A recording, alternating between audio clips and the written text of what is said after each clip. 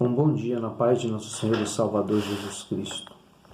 Eu quero fazer uma leitura no nosso devocional de hoje. Está escrito aqui um texto na Palavra de Deus, Evangelho segundo escreveu Mateus, capítulo 15, versículo de número 21.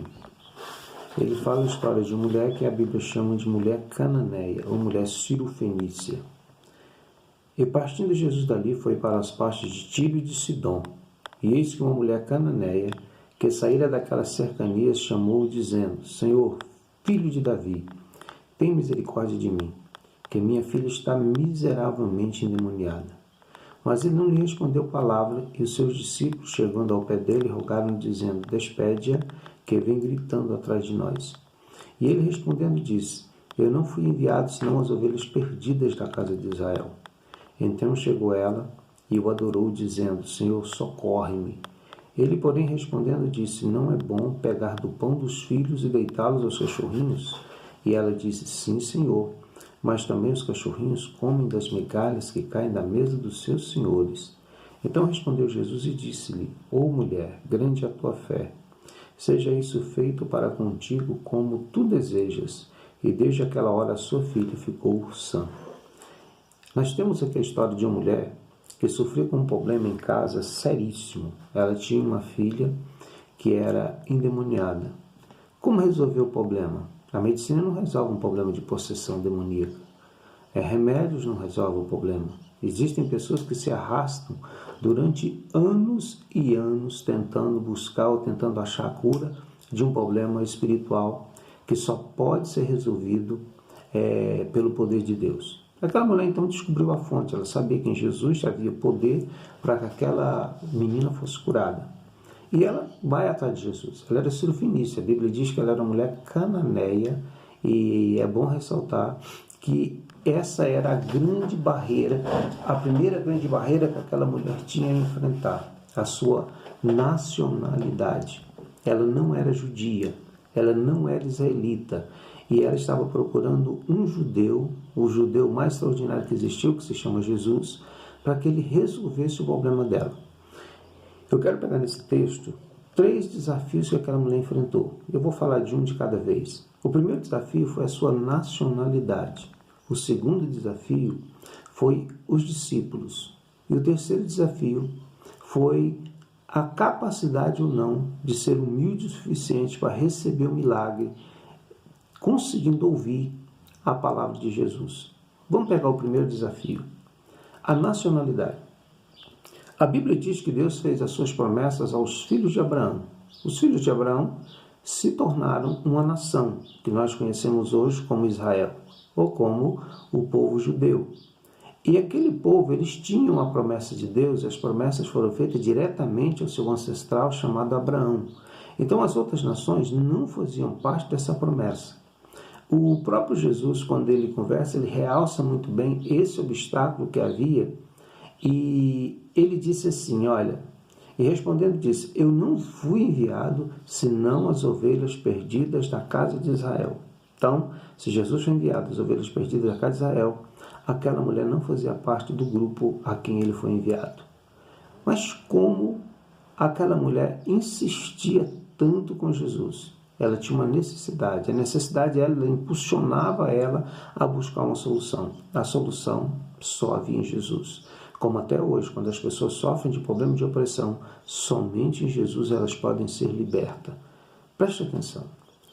A Bíblia diz, em João capítulo 1, João capítulo 1, versículo 11, fala assim: E ele veio para o que era seu, e os seus não o receberam. Aqui a gente começa a entender qual é o plano da salvação. Jesus veio para Israel, aí que ele disse para a mulher: vim senão as ovelhas perdidas da casa de Israel. Ele veio para os que eram seus, mas os seus não receberam, certo? Então Jesus tinha um objetivo, ele veio para salvar os judeus, ele veio para estar no meio dos judeus, mas Deus havia feito um projeto diferente. Em Isaías capítulo 6, verso 10, Deus, quando chama Isaías, fala assim: vai, endurece o coração desse povo, para que eles não vejam, para que eles não ouçam, para que eles não entendam, que eles com os olhos vejam, mas não percebam, que eles com os ouvidos ouçam, mas não entendam, e que o coração deles não se abram para crer. Porque Deus tinha um plano com isso. Ele tinha separado aquele povo, ele não podia negar-se a si mesmo, mas ele tinha um plano para resgatar o resto da humanidade. Então, quando Jesus morreu na cruz, ele quebrou a primeira barreira que essa mulher ainda enfrentava, porque Jesus não havia passado pela cruz. A barreira da nacionalidade. Eu quero falar para você, que está me ouvindo, que todos nós não éramos povo de Deus. Nós não tínhamos nem possibilidade de ser. Mas quando Jesus morreu na cruz, ele abriu a porta, ele escancarou a porta da graça, para que nós pudéssemos ser chamados e ser feitos filhos de Deus. Eu quero ler um texto aqui em Romanos 9, 25. Romanos, capítulo 9, versículo 25 e 26, fala assim.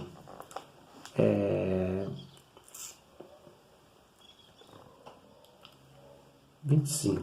Como também dizem Oséias, chamarei meu povo ao que não era meu povo, e amada a que não era amada.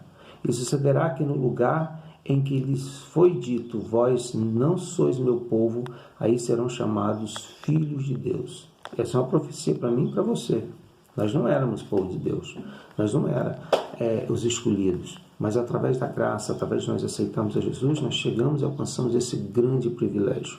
Efésios 2, verso de número 3, fala assim, que nós, por natureza, éramos filhos da ira. Então, nós éramos naturalmente destinados à perdição, porque nós não éramos filhos da promessa que Deus fez com nacionalidade de Abraão. Embora nós fazemos parte da promessa quando ele diz que todas as nações seriam abençoadas em Abraão ou na sua descendência. Isso só vai acontecer quando Cristo morreu na cruz. Vamos lá. Se nós recebemos de Deus esse grande privilégio, como essa mulher recebeu a atenção de Jesus depois desse embate, eu quero te falar uma coisa, irmãos. Nós precisamos valorizar muito o que nós somos e nós temos hoje, desta tua ostentação, deste teu orgulho, e começa a perceber que não existe nada na tua vida que não venha de Deus. Nós não temos motivo de vangloriar sobre ninguém.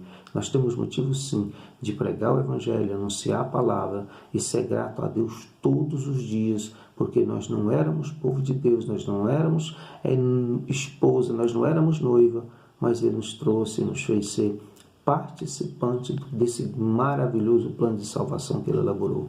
Sem a cruz de Jesus, não existiria nada, não existiria igreja, não existiria cristãos, não existiria crente, não existiria salvação, nada disso aconteceria.